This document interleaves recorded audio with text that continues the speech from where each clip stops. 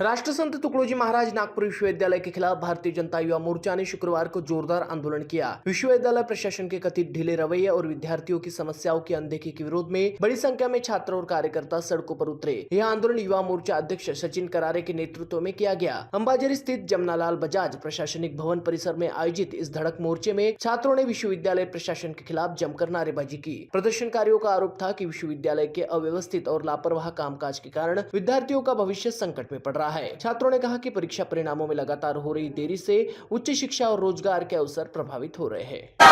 प्रशासन होश में आओ, होश में आओ, होश में आओ। प्रशासन होश में आओ, होश में आओ, होश में आओ। शिक्षण आमच्या हक्काचा, नाही कुणाच्या बापाचा। शिक्षण आमच्या हक्काचा, नाही कुणाच्या बापाचा। शिक्षण आमच्या हक्काचा, नाही कुणाच्या बापाचा। भारतीय जनता कशा पद्धतीने आंदोलनात कुलगुरू आज देखील उपस्थित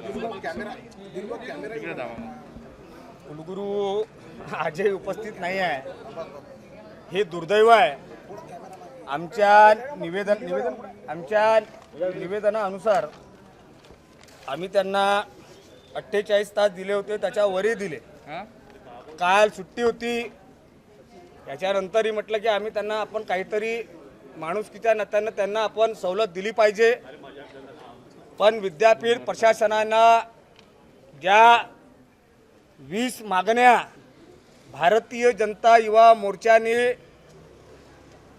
आजूबाजूच्या भंडारा, गोंदिया, तुमसर, वर्धा, त्याच्यानंतर रामटेक आजूबाजूच्या सगळ्या विद्यार्थ्यांच्या मागण्या ज्या फोनद्वारे, व्हॉट्सअपद्वारे, इंस्टाग्रामद्वारे, फेसबुकद्वारे ज्या कार्यकर्त्यांना ज्या सूचना आल्या त्या सर्व सूचना निवेदनामध्ये लिहून अशा 20 आम्ही त्यांना दिले होते।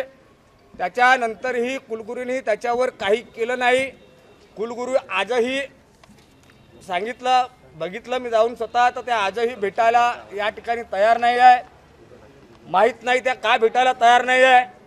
दुसरी गोष्ट की दुर्दैव हे आहे की ज्या काही छोट्या छोट्या संघटना आहे, ज्या काही छोट्या छोट्या संघटना आहे, अशा 5-6 लोकांना संघटनेच्या त्या भेटलेल्या आहे।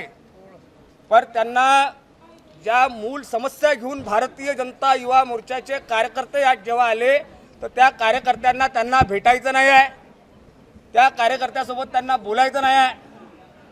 आणि भारतीय जनता युवा मोर्चाने ज्या काही मागण्या या ठिकाणी केलेल्या आहे त्या सर्व मागण्या त्या जोपर्यंत पूर्ण करणार नाही तोपर्यंत भारतीय जनता युवा मोर्चा या ठिकाणून हलणार नाही।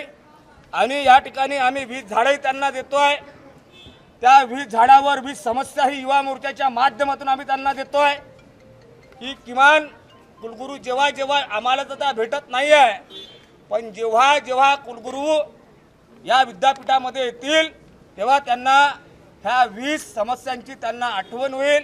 कारण की आपण आधी जाऊन पहा, पिण्याची पाणी नाही आहे, नंबर 1। नंबर 2, आमचा एक विषय विटेटचा जो रिझल्ट आहे हा 15 दिवसाच्या आतमध्ये दिला पाहिजे। रिचेकिंगचा जो रिझल्ट आहे 8 दिवसाच्या आतमध्ये दिला पाहिजे की जेणेकरून कोणताही विद्यार्थी ॲडमिशनपासून वंचित राहणार नाही। आणि जे काही विद्यार्थ्यांच्या सोयी सुविधा आहे त्या पूर्ण प्रकारे यांनी द्यायला पाहिजे।